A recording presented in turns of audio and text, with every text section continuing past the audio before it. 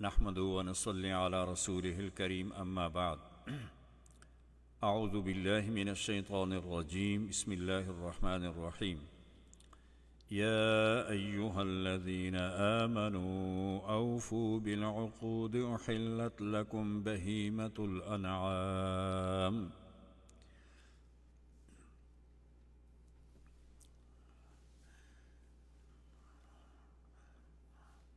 صدق اللہ العظیم۔ سامعین محترم، آج ہمارے سامنے سورہ مائدہ ہے۔ سورہ مائدہ مدنی ہے، مدینہ منورہ میں یہ نازل ہوئی اور اس کی 120 آیات ہیں اور 16 رکوع ہیں۔ سورت کا شان نزول بظاہر حجۃ الوداع کا سفر معلوم ہوتا ہے۔ حضور صلی اللہ علیہ وسلم عذبہ نامی اونٹنی پر سوار ہیں۔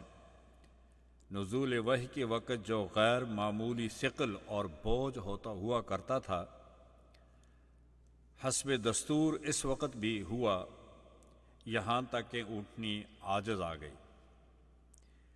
آپ صلی اللہ علیہ وسلم اس سے نیچے اتر آئے اور یہ سفر بظاہر حجۃ الوداع کا سفر ہے جو کہ ہجرت کے 10ویں سال ہوا۔ اس سے واپسی کے بعد رسول اللہ صلی اللہ علیہ وسلم دنیا کی اس زندگی میں تقریباً 80 یا 81 دن باقی رہے اور آپ دنیا سے رخصت فرما گئے۔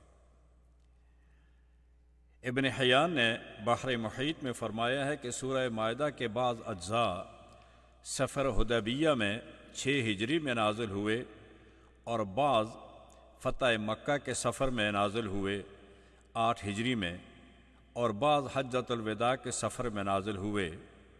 اس سے معلوم ہوا کہ یہ صورت نزول قرآن کے آخری مراحل میں نازل ہوئی ہے، خواہ بالکل آخری صورت نہ ہو، لیکن یہ آخری صورت ہے تقریباً جو کہ رسول اللہ صلی اللہ علیہ وسلم پر نازل ہوئی۔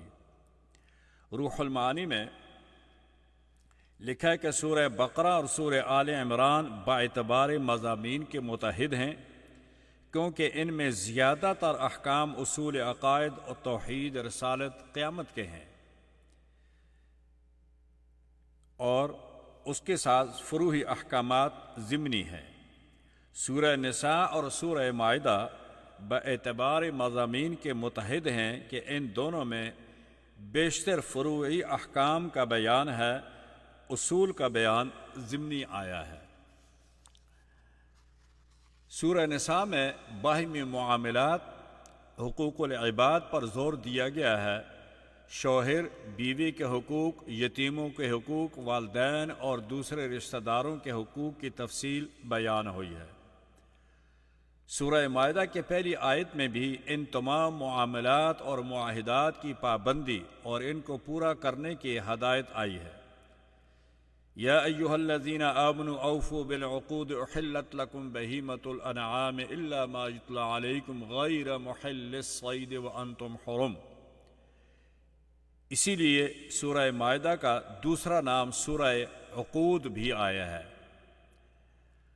سورت کا نام مائدہ کے معنی کھانے کے ہیں۔ جب حواریوں نے عیسیٰ علیہ السلام سے آسمان سے مائدہ کے اترنے کا مطالبہ کیا تو آپ نے جواب میں فرمایا کہ اگر تم ایماندار ہو تو اللہ تعالیٰ سے ڈرتے رہو۔ جمہور کا مسلک مائدہ نازل ہوا تھا یا نہیں؟ جمہور کہتے ہیں کہ مائدہ نازل ہوا تھا، اس میں روٹی اور گوشت تھا، حکم تھا کہ اگلے دن کے لیے نہ رکھا جائے، لیکن لوگوں نے جب خیانت کی، اس کو سنبھالنا شروع کیا تو اللہ تبارک و تعالی نے ان کو بندر اور خنزیر کی شکل میں بنا کر مسخ کر دیا گیا۔ سورت کی ابتدا معاہدہ یا معاہدات سے ہوتی ہے۔ معاہدات کی 3 قسمیں ہیں۔ ایک معاہدہ انفرادی ہوتا ہے، انسان کا اپنے آپ سے معاہدہ ہے، یعنی جیسے کہ اللہ تبارک و تعالی نے انسان سے یہ معاہدہ کیا تھا، یہ پوچھا تھا الستو بربکم، تو سب نے یہ کہا تھا کہ بلا، کہ اے اللہ آپ ہمارے رب ہیں۔ ایمان، اعتقاد اور یقین، یہ اللہ تبارک و تعالیٰ کے ساتھ معاہدہ تھا ہمارا کہ اے اللہ ہم آپ ہی کی عبادت کرتے ہیں، آپ ہی سے مدد چاہتے ہیں، یہ ہمارا رب سے معاہدہ تھا۔ ایک انسان کا معاہدہ اپنی ذات سے ہوتا ہے۔ مثال کے طور پہ کوئی آدمی نظر مان لیتا ہے یا قسم کھا لیتا ہے اور یہ کہتا ہے کہ میں نے نظر مانی ہے کہ اللہ تبارک و تعالیٰ نے اگر میرے بیٹے کو امتحان میں اچھے نمبروں پر پاس کر دیا تو میں یہ نظر دوں گا، میں روزہ رکھوں گا یا میں صدقہ کروں گا۔ اور اسی طرح اگر کوئی آدمی یہ کہے کہ اللہ تعالیٰ نے اگر میرے فلاں بیمار کو شفائے کاملہ عاجلہ عطا فرما دی تو میں اللہ کے راستے میں یہ خرچ کروں گا یا میں روزہ رکھوں گا یا میں رات کو نوافل پڑھوں گا، جو بھی نظر وہ مانے۔ ایک معاہدہ انسان کا اپنے ساتھ ہوتا ہے، ایک معاہدہ انسان کا دوسرے لوگوں کے ساتھ ہوتا ہے۔ مثال کے طور پہ ہم دو آدمی پارٹنرشپ میں بزنس کرنا شروع کرتے ہیں تو ہم آپس میں ایک تحریر کر لیں گے، معاہدہ لکھ لیں گے کہ ہم نے آپس میں ان شرائط کے ساتھ بیع اور شراء کرنا ہے۔ اسی طرح جماعتوں کو معاہدات ہوتے ہیں، حکومتوں کے ساتھ معاہدات ہوتے ہیں، تو یہ ان کو معاہدات کہتے ہیں۔ ان سب کے متعلق اللہ کا یہی ارشاد ہے کہ یا ایھا الذین آمنوا اوفوا بالعقود، کہ ایمان والو جب تم کوئی بھی معاہدہ کر لو تو اس معاہدے کو پورا کیا کرو، یہ تمہاری ذمہ داری ہے، یہ ایمان کا حصہ ہے کہ اپنے معاہدات کو پورا کرو۔ اگلی آیت میں اللہ تبارک و تعالیٰ نے حرمت علیکم المیتۃ والدم ولحم الخنزیر، کچھ وہ جانور جو کہ اصلاً حلال ہیں، گائے ہے، بکری ہے، بھینس ہے، بھیڑ ہے، اونٹ ہے، یہ سارے جانور ہیں تو حلال اصلاً، لیکن ان کی ایک صورت حرام کی یہ ہو جاتی ہے کہ اگر یہ خود مر جائیں تو اس کو ذبح نہ کیا جائے، اور وہ خود مر جائے تو وہ حرام ہوتا ہے، اس کو مسلمان نہیں کھاتے۔ اسی طرح ذبح کرتے وقت جو خون جانور سے بہتا ہے، دھار سے بہتا ہے، پریشر سے جاری ہوتا ہے، اس کو دم مسفوح کہتے ہیں، اور یہ بھی حرام ہے، اس کو بھی استعمال نہیں کیا جاتا۔ اس طرح خنزیر کا گوشت ہے، یہ نجس العین ہے اور اس کو بھی نہیں کھایا جاتا، یہ بھی حرام ہے۔ اسی طرح جو جانور غیر اللہ کے نام پر ذبح کیا جائے یا کسی آستانے پر لے کر اس کی قربت کے لیے ذبح کیا جائے تو اس کا کھانا بھی حرام ہے۔ اس طرح گلا گھونٹ کر جو جانور مر گیا ہو، رات کو باندھا تھا لیکن اس رسی سے اس کا گلا گھونٹ گیا اور وہ مر گیا، وہ بھی حرام ہے اگر ذبح نہیں کیا گیا۔ اس طرح ضرب شدید سے کوئی جانور ہلاک ہو جاتا ہے، کسی نے اس کو پتھر مارا یا کوئی اور ایسی چیز پھینکی جس سے وہ ہلاک ہو گیا اور وہ ذبح نہیں کیا جا سکا تو وہ جانور بھی حرام کہلائے گا۔ اسی طرح پہاڑ سے گر کر کوئی بکرا، بھیڑ، بکری یا کوئی گائے وغیرہ گر کر زخمی ہو جاتا ہے اور بغیر ذبح کے وہ مر جاتا ہے تو وہ بھی حرام ہے۔ اسی طرح ایک جانور دوسرے جانور کو ٹکر مار دیتا ہے، سینگ مار کر ہلاک کر دیتا ہے اور مالک نے اس کو ذبح نہیں کیا تو وہ جانور بھی حرام ہو جائے گا۔ اسی طرح درندہ وغیرہ نے کوئی جانور پھاڑ دیا اور آپ نے ذبح نہیں کر سکا تو وہ جانور بھی حرام ہو جائے گا۔ تو یہ 9 قسم کے جانور ہیں جن کا اس آیت کریمہ میں ذکر ہے کہ حرمت علیکم المیتۃ والدم ولحم الخنزیر والمنخنقہ والموقوذہ والمتردیہ والنطیحہ وما اکل السبع الا ما ذکیتم، یہ وہ جانور ہیں۔ آگے اگلی آیت میں اللہ تبارک و تعالیٰ نے شعائر اللہ کے متعلق حکم دیا ہے کہ شعائر اللہ کیا ہے۔ شعائر شعیرہ کی جمع ہے جس کے معنی آتے ہیں نشانی کے، علامت اور نشانی کے آتے ہیں۔ تو تو یعنی اے ایمان والو اللہ تعالیٰ کی نشانیوں کی بے حرمتی نہ کرو. ولا الشہر الحرام ولا الہدی ولا القلائد ولا تحلوا شعائر اللہ، کہ اللہ کی جو شعائر ہیں، نشانیاں ہیں، ان کی بے حرمتی نہ کرو. اس کے متعلق 2-3 واقعات ہیں، ان کو ہم پہلے دیکھ لیتے ہیں تاکہ سمجھنے میں آسانی ہو جائے. پہلا واقعہ حدیبیہ کا ہے. نبی اکرم صلی اللہ علیہ وسلم کو جو خواب آیا اور آپ نے خواب میں دیکھا کہ میں حرم کا طواف کر رہا ہوں، تو آپ نے صحابہ سے جب یہ خواب بیان کیا تو انہوں نے کہا کہ یا رسول اللہ، ہم چاہتے ہیں کہ عمرہ کریں اور اللہ کے گھر کی زیارت کریں اور اس کا طواف کریں. آپ عمرہ کی غرض سے 1400 صحابہ کرام کے ساتھ آئے، لیکن حدیبیہ میں اہل مکہ نے آپ کو مکہ میں داخل نہیں ہونے دیا. آپ کچھ شرائط کر کے واپس چلے گئے. جب آپ 7 ہجری میں عمرہ قضا کرنے کے لیے آپ نے ارادہ فرمایا تو ایک شخص حتیم بن ہند یہ رسول اللہ صلی اللہ علیہ وسلم کے پاس حاضر ہوا. تجارت کی غرض سے یہ مدینہ گیا تھا اور آپ نے مال مویشی تجارت کا سامان مدینہ سے باہر رکھ کر یہ مدینہ میں رسول اللہ صلی اللہ علیہ وسلم کی زیارت کے لیے حاضر ہوا. تو آپ صلی اللہ علیہ وسلم نے اس سے پوچھا تو اس نے کہا میں تجارت کی غرض سے آیا ہوں، اور پھر وہ واپس چلا گیا. جب وہ واپس چلا گیا تو آپ صلی اللہ علیہ وسلم نے ارشاد فرمایا کہ یہ کفر کی حالت میں آیا اور غداری کی حالت میں لوٹ کر چلا گیا. جب وہ واپس گیا تو مدینہ منورہ کے بستی سے باہر اصحاب رسول کے مال مویشی چر رہے تھے تو اس نے ان کو بگھا کر چوری کر کے وہاں سے یہ لے گیا.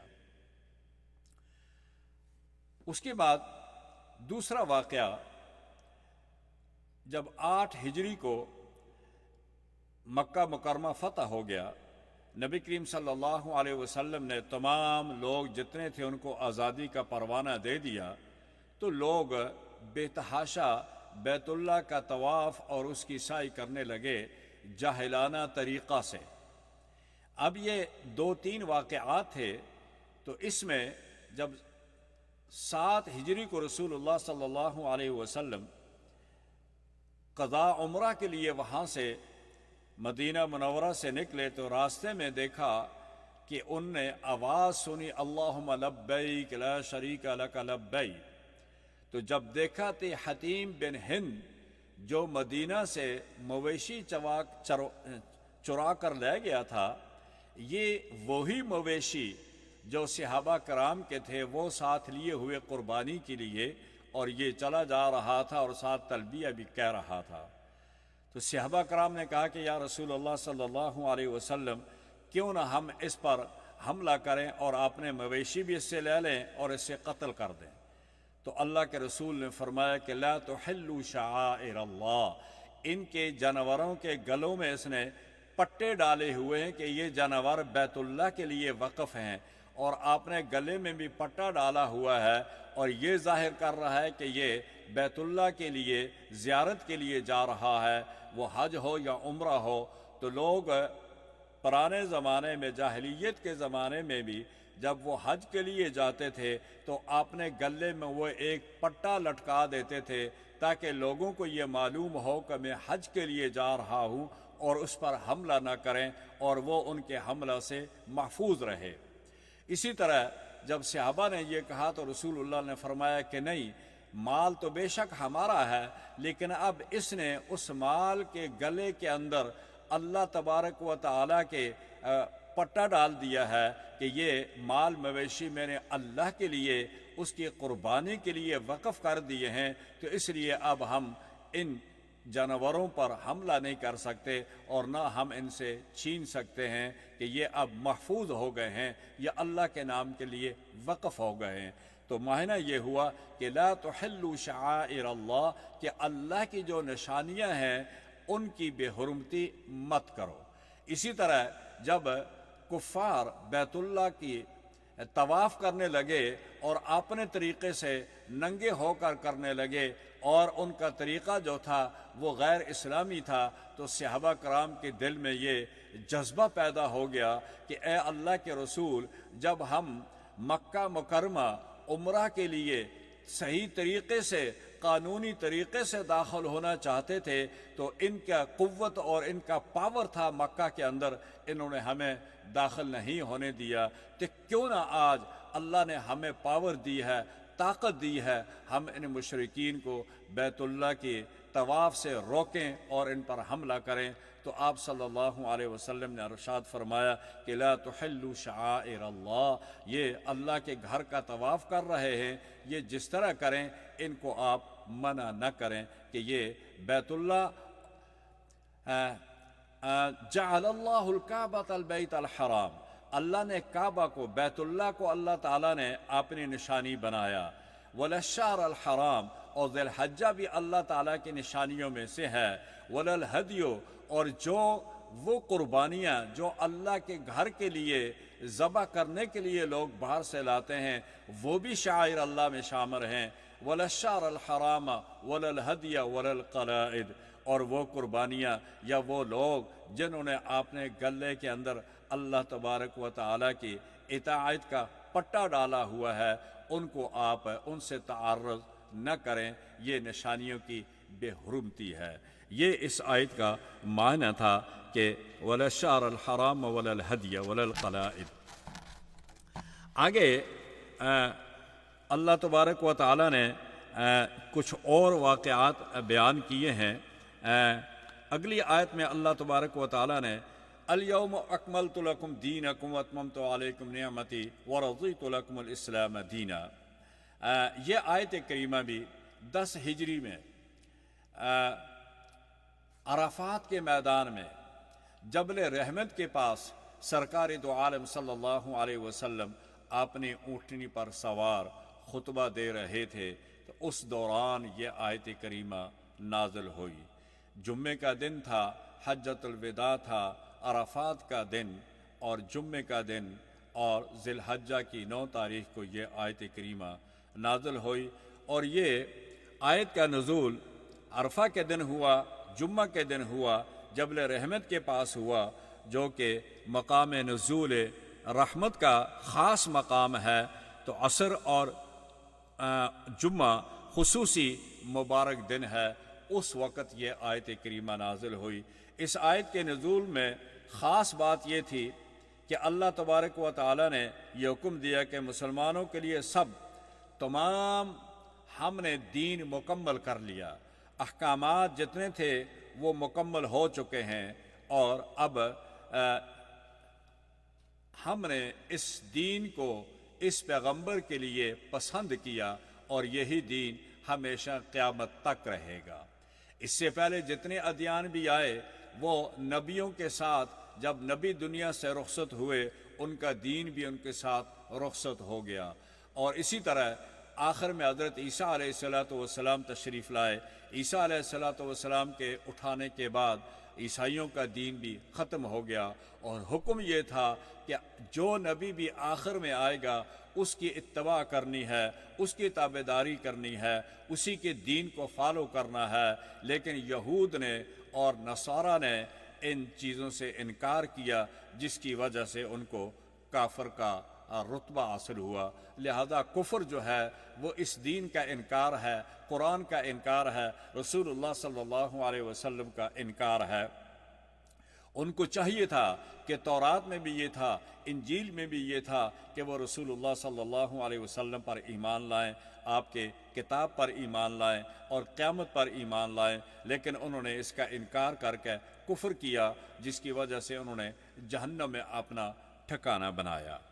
مسلمانوں کے لیے سب سے پہلے عظیم الشان اجتماع، جس میں تقریباً کوئی 1.5 لاکھ کے قریب مجمع رسول اللہ صلی اللہ علیہ وسلم کے پاس موجود تھا جب یہ آیت کریمہ نازل ہوئی، اور یہ اتنا بڑا اجتماع تھا جس میں سرکار دو عالم صلی اللہ علیہ وسلم نے تمام دین کی باتیں بتا دی، اور وہاں آپ نے اس کا بھی اظہار کیا جو کہ اگلی آیات میں آئے گا، جس میں اللہ تعالیٰ نے یہ حکم دیا تھا کہ یا ایھا الرسول بلغ ما انزل الیک من ربک فإن لم تفعل فما بلغت رسالتہ۔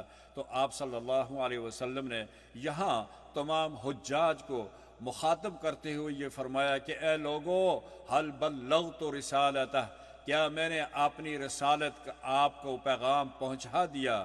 کیا جو اللہ نے مجھے حکم دیا تھا میں نے پہنچا دیا؟ تو سب لوگوں نے اس کی گواہی دی کہ اے اللہ کے رسول، آپ کی جو ذمہ داری تھی، آپ نے رسالت کے جو فرائض تھے ان کو انجام دے دیا، ہم اس بات کے گواہ ہیں۔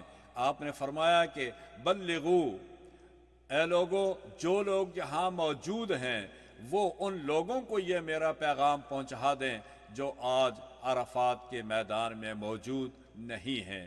تو سب لوگوں نے اس بات کا اقرار کیا، اور اللہ کے پیغمبر صلی اللہ علیہ وسلم نے آپ نے اس فریضہ نبوت اور یہ جو آپ کی ذمہ داری تھی، آپ کا جو مشن تھا، آپ نے اس کو واضح طور پر لوگوں کے سامنے 1.5 لاکھ مجمع کے سامنے اس کا اعلان کر دیا، اور لوگوں کو اس بات کا گواہ بنا دیا کہ میں نے جو اللہ نے مجھے ذمہ داری دی تھی، میں نے وہ اس ذمہ داری کو بأحسن طریقے سے لوگوں تک پہنچا دیا۔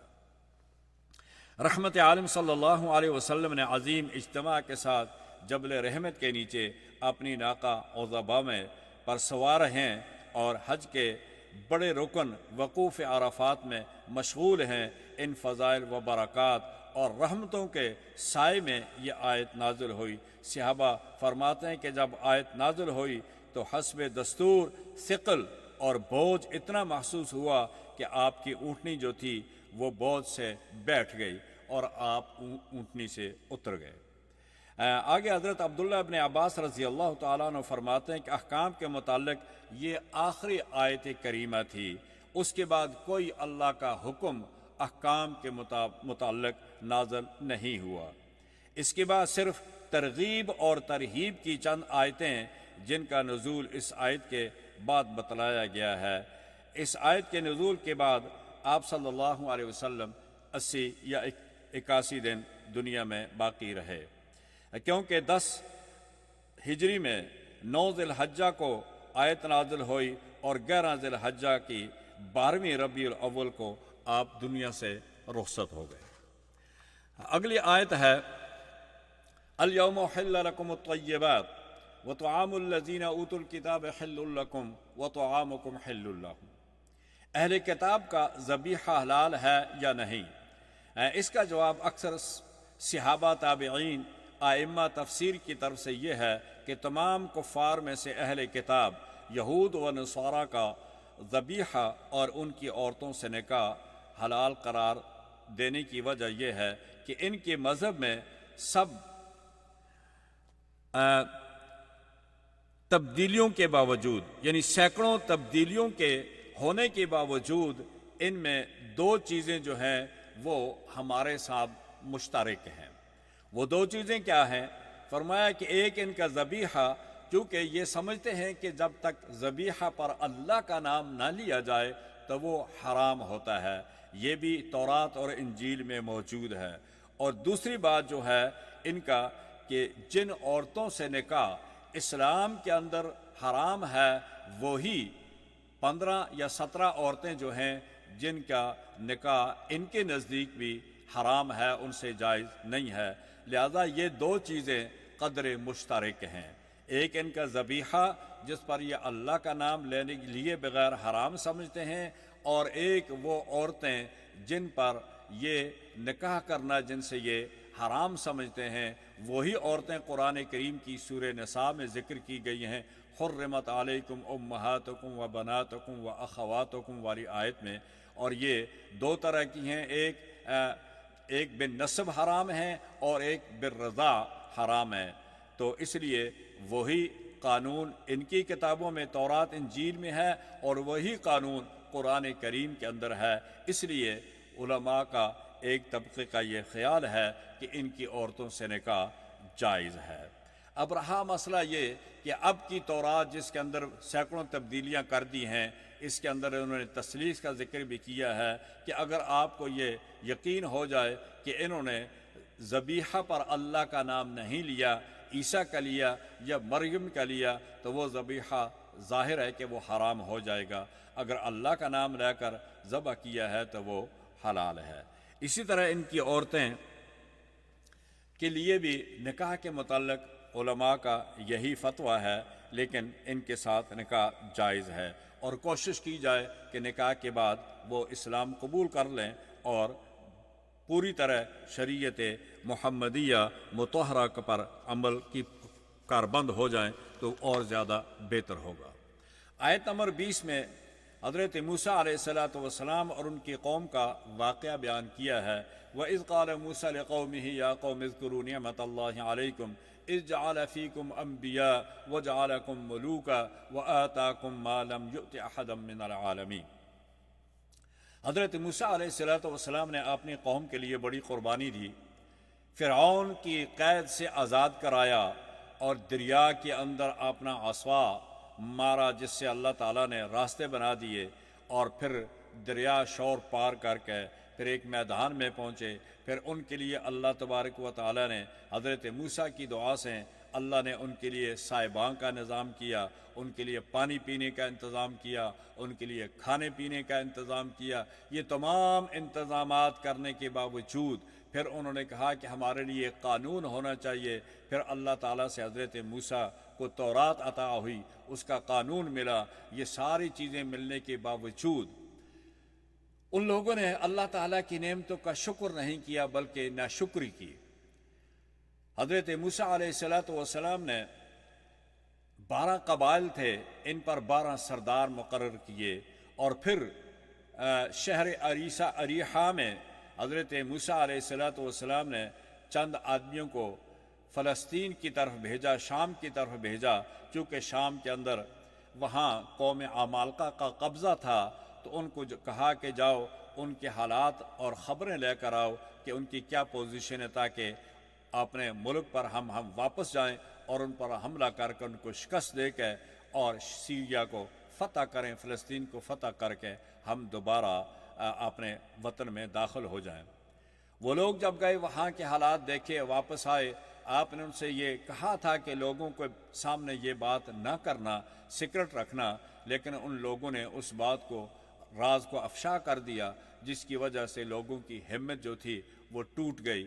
اس کے بعد لوگوں نے وہاں جانے سے، شہر میں داخل ہونے سے اور قوم عمالقہ سے جنگ کرنے سے انکار کر دیا، جس کی وجہ سے حضرت موسیٰ علیہ السلام کو کہنے لگے کہ فَاذْهَبْ أَنْتَ وَرَبُّكَ فَقَاتِلَا إِنَّا هَاهُنَا قَاعِدُونَ۔ اے موسیٰ، آپ اور آپ کا رب جا کر قوم عمالقہ سے جہاد کریں، ہم تو یہاں بیٹھیں گے، ہم اس قوم سے جنگ نہیں کر سکتے۔ لگتا ہے کہ یہ وہ بھارتی فوجی تھے جو آج جنگ کرنے سے روتے ہیں، ڈرتے ہیں موت سے، اسی طرح وہ بھی موت سے ڈرتے اور گھبراتے تھے۔ لیکن مسلمان کا یہ شیوہ ہے کہ وہ جنگ کے دور، وہ جنگ کا زمانہ ہو یا وہ امن کا زمانہ ہو، وہ ہر وقت موت کے لیے تیار رہتا ہے، لبیک کہتا ہے اور خندہ پیشانی سے اسے چومتا ہے۔ یہ ایمان والے کی نشانی ہے، چونکہ اس کو معلوم ہے کہ جنت میرے لیے اللہ تعالیٰ نے ریزرو کی ہے، اگر میں جہاد کروں گا تو اللہ تعالیٰ اس کے بدلہ میں مجھے جنت ضرور عطا فرمائیں گے۔ اس لیے مسلمان کبھی بھی جہاد سے نہ کتراتا ہے نہ ڈرتا ہے۔ تو لہذا قوم موسیٰ کا یہ حال، اور پھر اللہ تعالیٰ کے پیغمبر نے کہا کہ اے اللہ مجھے اس قوم سے دور کر دے، کہ یہ قوم اتنی نالائق اور اتنی نابلد قوم ہے کہ اس کے لیے اتنی قربانیاں دی، اتنی میں نے اللہ تعالیٰ سے دعائیں کر کر کے ان کے لیے اتنے انعامات دیے، لیکن اب یہ کہتے ہیں فَاذْهَبْ أَنْتَ وَرَبُّكَ فَقَاتِلَا إِنَّا هَاهُنَا قَاعِدُونَ۔ تو اللہ تعالیٰ کے پیغمبر نے کہا کہ رب فَافْرِقْ بَيْنِي وَبَيْنَ الْقَوْمِ الْفَاسِقِينَ، اے اللہ اب میرے اور ان کے درمیان ایک جدائی ڈال دے، تاکہ اب میں ان کے ساتھ رہنا نہیں چاہتا۔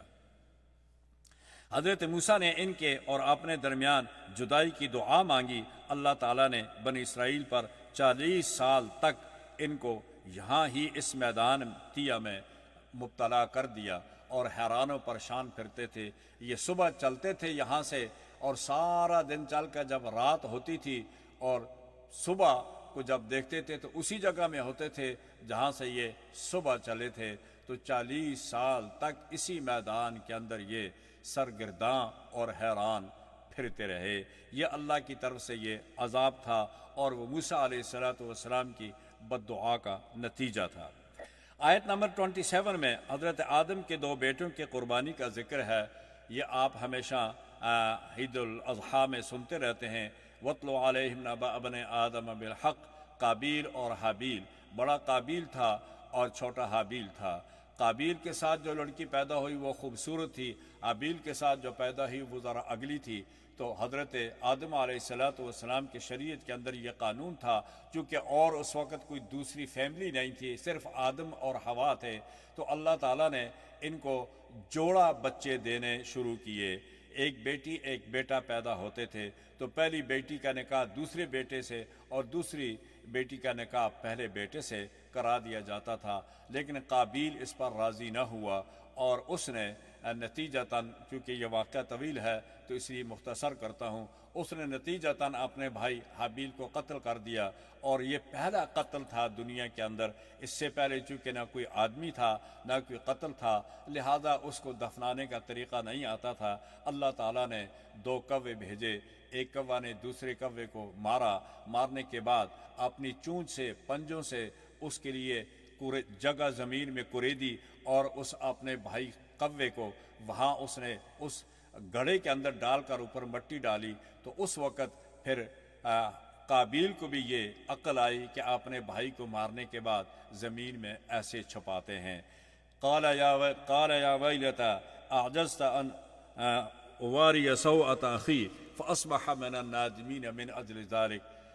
پھر وہ کافی ندامت بھی اس سے ہوئی قتل کرنے کے بعد، لیکن چونکہ قتل کر بیٹھا تھا اس لیے قرآن کریم میں اگلی آیت میں یہ کہا ہے من قتل نفسا بغیر نفس او فساد فی الارض فکأنما قتل الناس جميعا۔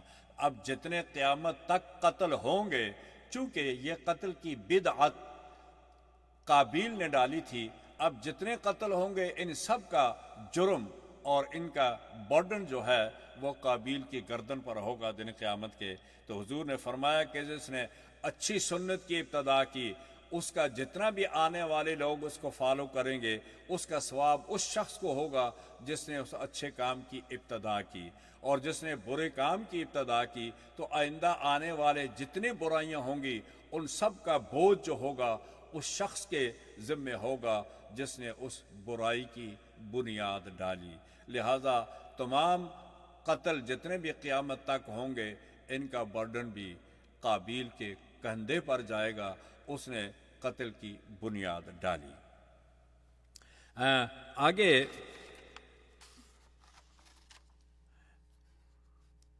جرم کی سزاؤں اور شریعت کے اندر سزاؤں کا ذکر کیا گیا ہے۔ شرعی سزاؤں کی 3 قسمیں ہیں، ایک حدود ہیں اور ایک قصاص ہے اور ایک تعزیرات ہیں۔ حدود جو ہیں وہ قرآن کریم کے اندر اللہ تعالیٰ نے یہ ذکر کر دیے ہیں، اور یہ شریعت مطہرہ کے اندر ان کا باقاعدہ طور پر ان کی حدود اور ان کی تمام جتنے شرائط تھے ان کو وہاں ذکر کر دیا گیا ہے۔ فرمایا جن معاملات میں حق اللہ کو غالب و مقدم رکھا گیا ہے انہیں حدود کہا جاتا ہے، جن میں اللہ کا حقوق کو مقدم رکھا گیا ہے۔ وہ چوری ہے، ڈاکہ ہے، زنا ہے، شراب ہے، اور اسی طرح تہمت ہے، زنا ہے اور تہمت زنا ہے۔ یہ 5 قسم کے حدود ہیں، گناہ ہیں جن کو حدود سے تعبیر کیا جاتا ہے۔ اور اسی طرح دوسری چیز جو ہے وہ شرعی سزا کی وہ قصاص ہے۔ قصاص کے معنی یعنی قتل کے بدل قتل کرنا ہے، لیکن قتل کے اندر 3 چیزیں ہیں، 3 باتیں اس میں اللہ تبارک و تعالیٰ نے انسان کے لیے آسانی کے لیے اس میں ریلیف دیا ہے۔ فرمایا کہ سب سے پہلے اور سب سے بڑا جو ثواب اور اجر ہے وہ ہے قاتل کو معاف کر دینا، یا تو اس کو معاف کر دو، یہ سب سے بڑا اجر ہے۔ اگر معاف نہیں کرتے تو اس سے دیت لے دی جائے، اور دیت لے کر اس کو چھوڑ دیا جائے، یہ دوسرا سٹیپ ہے۔ اور تیسرا یہ ہے اگر معاف بھی نہیں کرتے، دیت بھی نہیں لیتے، تو پھر اس کا کیا ہے کہ قاتل کو قتل کر دیا جائے، یہ قصاص کہلاتا ہے۔ یہ قرآن کریم کی آیت سے اللہ تعالیٰ نے اس کا حکم دیا ہے۔ کم سے کم سخت آگے تعزیر ہے، مسلمان حکمران اور قاضی کی ثوابدید پر اس کو چھوڑ دیا گیا ہے کہ کوئی ایسا جرم جس کا قرآن نے یا حدیث میں ذکر نہیں ہے کہ ایک ایسی نئی چیز ہے، تو اس کو اللہ تعالیٰ نے مسلمان حکمران اور مسلمان قاضی اور جج پر چھوڑ دیا ہے کہ وہ اس کی سزا جو بھی تجویز کرے، سخت سے سخت بھی تجویز کر سکتا ہے اور ہلکی سے ہلکی سزا بھی تجویز کر سکتا ہے۔ اس کا ذکر اگلی آیت میں ہے جس میں اللہ تبارک و تعالیٰ نے ان کا تفصیل سے ذکر فرمایا ہے۔ اگلی آیات 44 ہے۔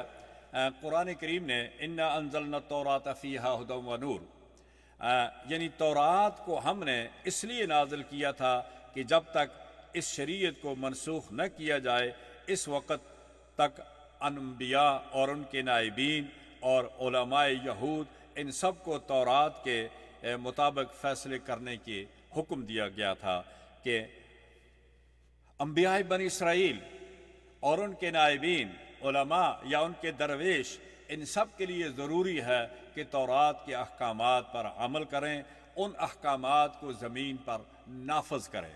اور فرمایا کہ وَمَن لَّمْ يَحْكُم بِمَا أَنزَلَ اللَّهُ فَأُولَٰئِكَ هُمُ الْكَافِرُونَ، جو ان احکامات کو نازل نہیں کرے گا وہ کافر ہے۔ وَمَن لَّمْ يَحْكُم بِمَا أَنزَلَ اللَّهُ فَأُولَٰئِكَ هُمُ الظَّالِمُونَ، کہ جو ان احکامات کو امپلیمنٹ نہ کرے وہ ظالم ہے۔ آگے فرمایا کہ جو ان کا نفاذ نہ کرے وہ فاسق ہے۔ اور اس میں ربانیون اور احبار، ربانیون اہل یہود کی زبان میں درویشوں کو کہا جاتا ہے کہ جنہوں نے اپنے آپ کو اللہ کی عبادت کے لیے وقف کیا ہو، اور احبار ان کے علماء کو کہا جاتا ہے۔ تو فرمایا ان دونوں کو، انبیاء کے علاوہ ان دونوں جماعتوں کو حکم تھا کہ اللہ کے نظام کو زمین پر نافذ کیا جائے۔ اگلی آیت میں فرمایا کہ فَلَا تَخْشَوْهُمْ وَاخْشَوْنِی، کہ اے لوگو اللہ تعالیٰ کے احکامات کے نفاذ میں لوگوں سے مت ڈرو، مجھ سے ڈرو، میرا حکم مانو۔ لوگوں سے ڈر کر ان احکامات کو ان کے اندر نہ تو تبدیلی کرو اور نہ ان کے نفاذ میں کوئی کمی بیشی یا ان کے نفاذ میں کتراؤ یا اس کے اندر تھوڑا بہتا جھجک محسوس کرو، ایسا نہیں ہونا چاہیے۔ اور یہی پیغام ہمارے قرآن میں بھی ہے۔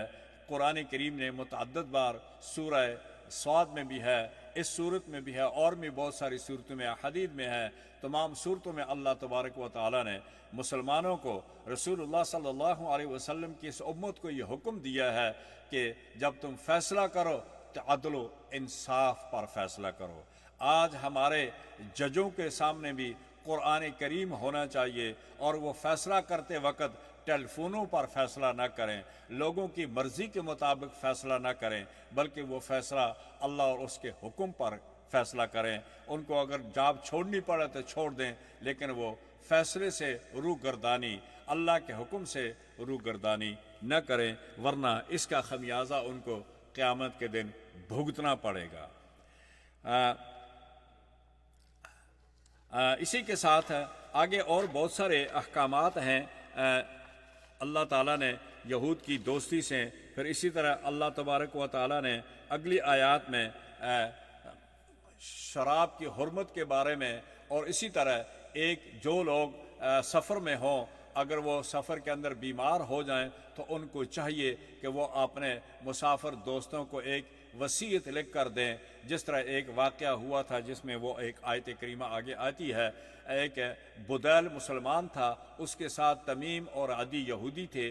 یہ ایک سفر پر گئے، بدیل بیمار ہو گیا سیریا میں، شام کے سفر میں، اور اس نے اپنے سامان کی فہرست بنا کر اپنے سامان کے اندر رکھ دی، اور ان اپنے ساتھیوں کو نہیں بتایا کہ میں نے فہرست رکھی ہوئی ہے۔ لیکن جب وہ سامان کی فہرست ان کے ورثاء کو پہنچی تو انہوں نے رسول اللہ صلی اللہ علیہ وسلم کے سامنے یہ شکایت کی کہ کہ ہمارے سامان کے اندر ایک پیالہ تھا چاندی کا جس پر سونے کا ملمہ اور نقش کاری کی ہوئی تھی، وہ پیالہ گم ہو گیا ہے۔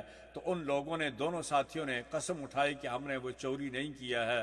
پہلے یہ کہا، جب وہ سونار کے پاس سے وہ پیالہ مل گیا تو انہوں نے کہا کہ ہم نے یہ خریدا تھا، لیکن خریدنے کے بھی ان کے پاس کوئی ثبوت نہیں تھا، تو لہٰذا وہ 1000 درہم پر انہوں نے سنیار کو بیچا۔ پھر رسول اللہ صلی اللہ علیہ وسلم کے پاس دوبارہ مقدمہ گیا تو آپ نے ان دونوں لوگوں سے اس کے پیسے لے کر ان کے ورثاء کو دیے۔ تو یہ آخری آیت میں سورہ مائدہ میں مائدہ ہی کا ذکر ہے، حضرت عیسیٰ کا ذکر ہے۔ اللہ تعالیٰ مجھے اور آپ سب کو قرآن پاک پڑھنے کی، اس کو سمجھنے کی، اس پر عمل کرنے کی توفیق عطا فرمائے۔ وصلی اللہ علی النبی وعلی آلہ واصحابہ اجمعین برحمتک یا ارحم الراحمین۔